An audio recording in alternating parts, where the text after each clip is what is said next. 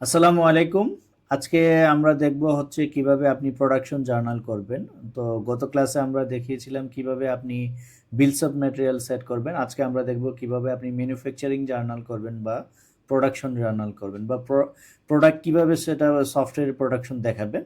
তো শুরুতেই হচ্ছে আমরা বাউচারে চলে যাচ্ছি।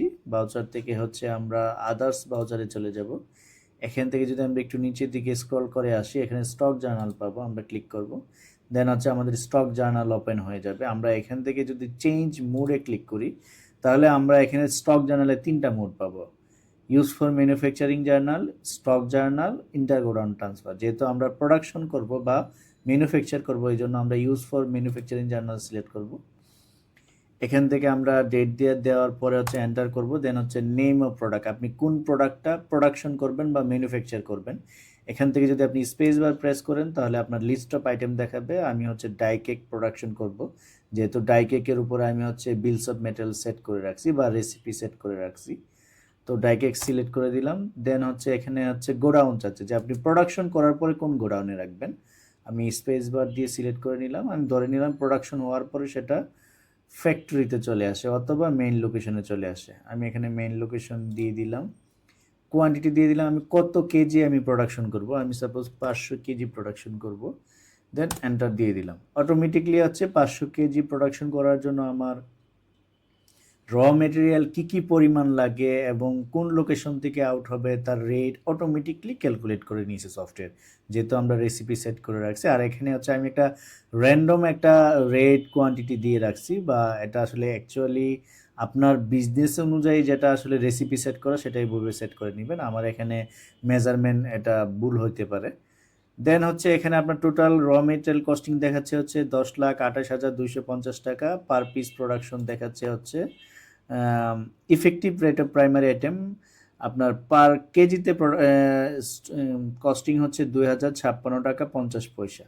তো এছাড়াও যদি আপনার সেই প্রোডাকশনের সাথে আপনি অ্যাডিশনাল কস্ট অ্যাড করতে চান, সেক্ষেত্রে হচ্ছে type of additional cost.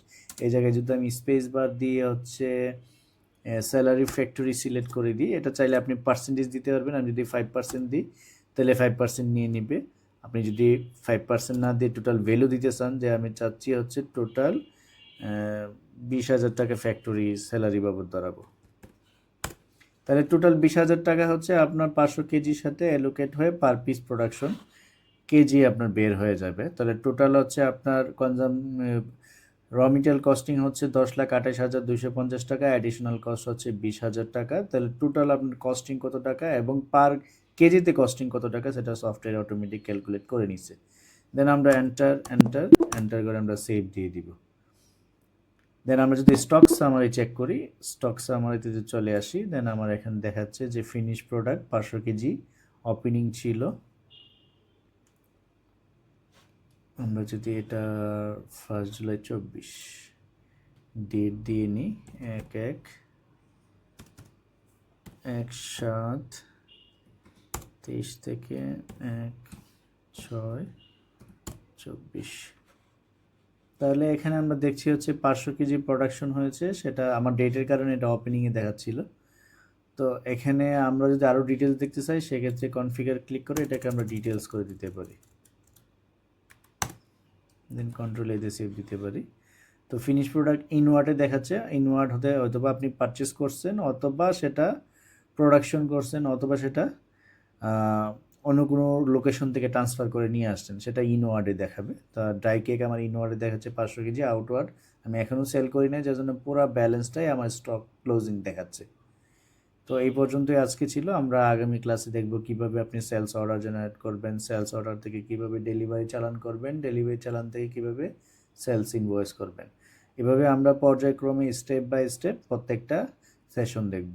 Thank you, ধন্যবাদ সবাইকে। আসসালামু আলাইকুম।